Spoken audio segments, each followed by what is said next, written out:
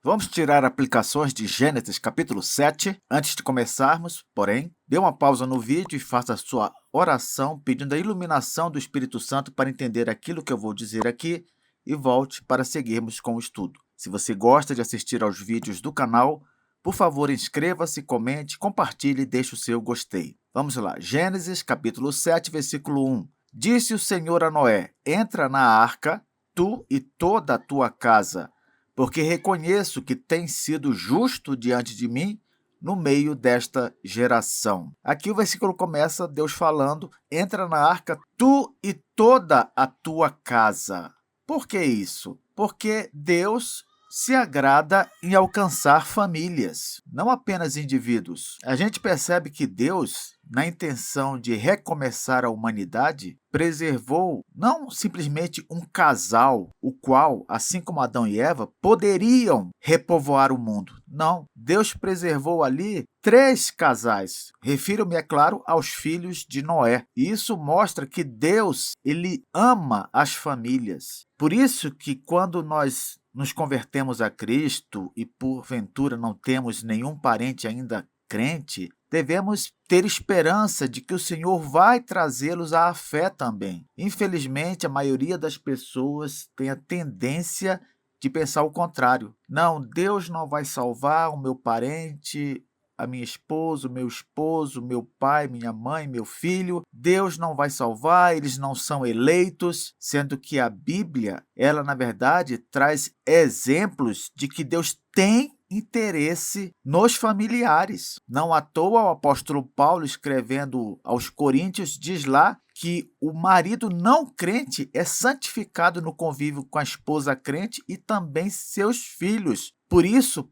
para Deus, eles são considerados o quê? Santos, separados dos demais filhos do mundo. Então, em vez de nos guiar pela emoção, pela dúvida, pela incredulidade, temos de nos guiar pelos exemplos da palavra de Deus. E um desses exemplos está justamente aqui, na salvação dos filhos de Noé com suas respectivas esposas, aqueles que iriam povoar o novo mundo pós-dilúvio. Diz o versículo também: reconheço que tens sido justo diante de mim no meio desta geração. Veja o que Noé está ouvindo da parte de Deus, que Deus reconhece que Noé tem sido justo diante dele no meio daquela geração incrédula, infiel. Em outras palavras, Deus está falando que reconhece o testemunho de Noé entre os não crentes. E sabe por que isso acontece? Porque a fé verdadeira, ela transborda para quem vive perto de nós. Se realmente cremos nesse Jesus, cremos na palavra de Deus, se realmente ele mudou a nossa vida, o natural é que isso seja visto pelos outros, pelos não crentes. Noé foi um pai chamado para liderar espiritualmente sua família, mesmo quando o mundo inteiro de sua época andava na direção contrária. Por isso que jamais devemos esperar apoio para sermos crentes verdadeiros. Não. Se aqueles que nos cercam, se a maioria dos que convivem conosco seguem este mundo caído, então por que esperar pela aprovação deles? Temos de viver a nossa vida cristã, testemunhando, preocupados com o nosso relacionamento com Deus e ponto. Noé, com certeza, era criticado, era mal visto, era desprezado, e isso não era o mais importante. Por quê? Porque Deus reconheceu o testemunho daquele homem. Algo que é importante salientar aqui é o seguinte: quando Deus diz, reconheço que tens sido justo diante de mim, é importante destacar que a justiça que salva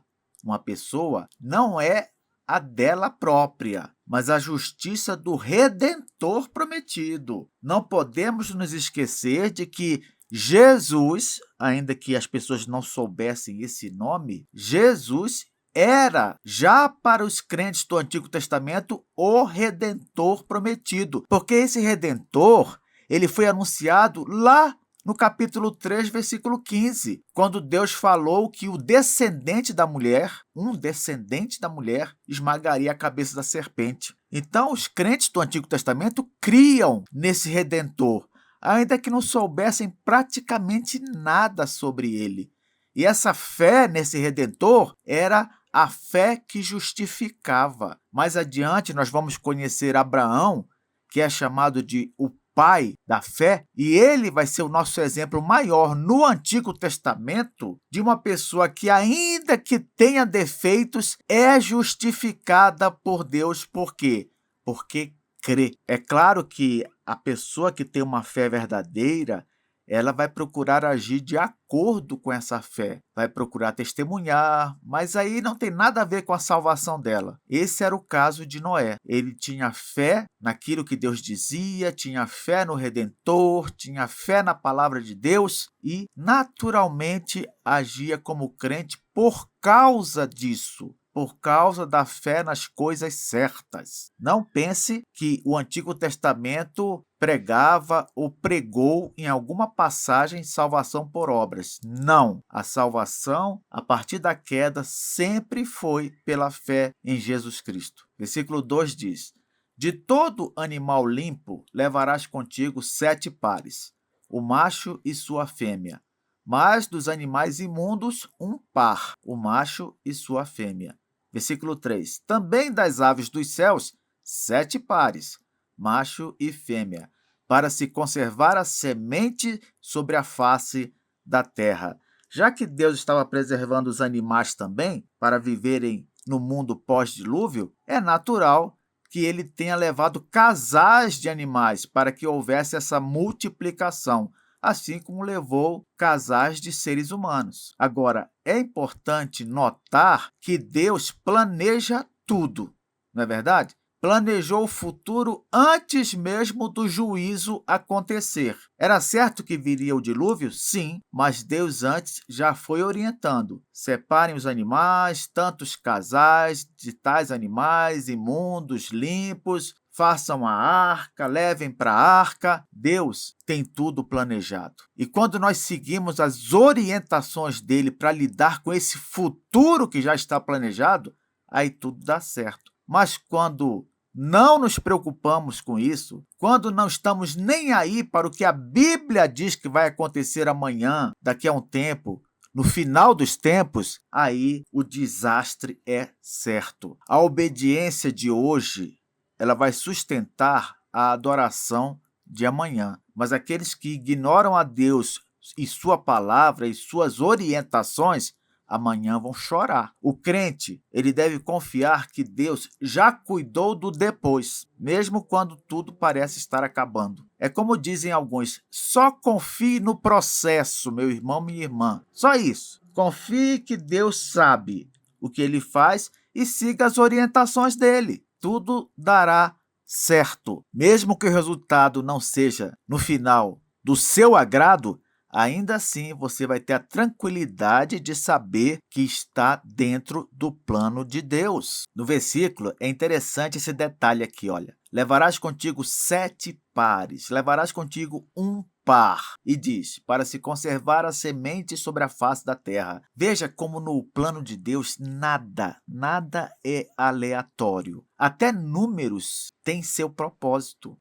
Ele não poderia falar 8 pares, não poderia falar 2 pares, 4 pares. Não, ele fala números exatos, porque nada no plano de Deus é aleatório, casual. Às vezes ficamos pensando, mas gente, será que isso tem importância? Será que esse detalhe tão insignificante também faz parte do plano de Deus? Sim, a Bíblia declara que um pardalzinho, algo minúsculo, que para nós não é nada, ele não cai na terra, ele não morre, se não for pela vontade de Deus. Então temos que pensar assim, até as coisas pequenas, até aquilo que não damos muito valor, que Deus faz em nossa vida, tudo ele faz visando ao nosso bem, no final das contas. Versículo 4 diz assim, porque daqui a 7 dias farei chover sobre a terra durante 40 dias e 40 noites, e da superfície da terra exterminarei todos os seres que fiz.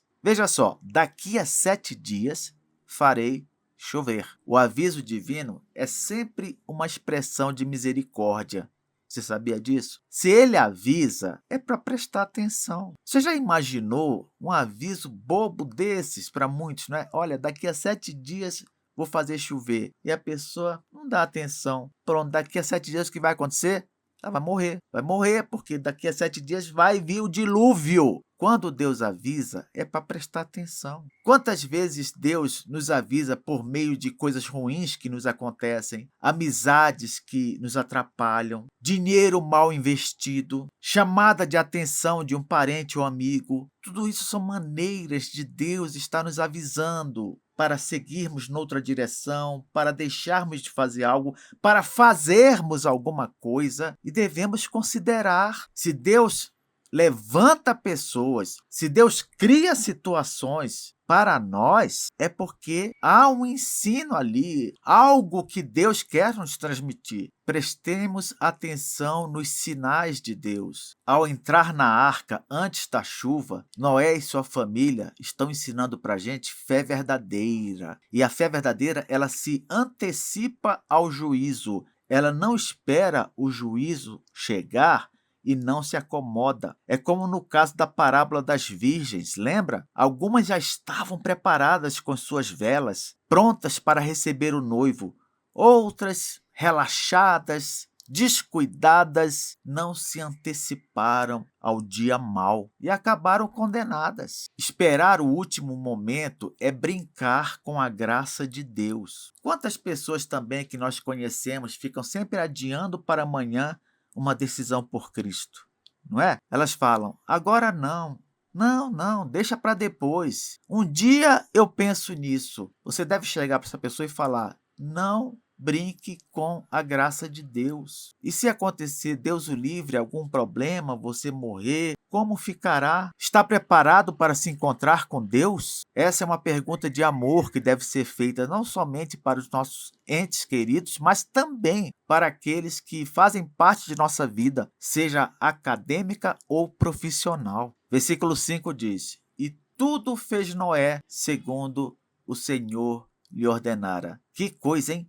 Tudo fez Noé. Por que o texto diz isso? Com uma clara ênfase nesse tudo. Porque a obediência parcial não é aquela obediência do jeito que Deus quer. Deus não deseja que nós fiquemos escolhendo que parte da lei a gente vai obedecer. Muita gente pensa assim, não, mas eu faço isso para Deus, eu faço tal coisa na igreja, eu dou o meu dízimo, parará, fica citando as coisas que costuma fazer, enquanto há outras que ignora completamente. Por quê? Não, isso aqui não me agrada, isso aqui me incomoda. Essa coisa de ter que me preocupar com testemunho na frente dos não crentes, isso é um saco. Não, nós não podemos decidir eu vou dar o dízimo e só, ou eu vou fazer tal coisa e só. A Bíblia diz, e tudo fez Noé segundo o Senhor lhe ordenara. A fé verdadeira, ela vai se provar numa prática contínua, não em atos isolados. Escolher apenas aqueles mandamentos, vamos dizer assim, convenientes, revela um coração ainda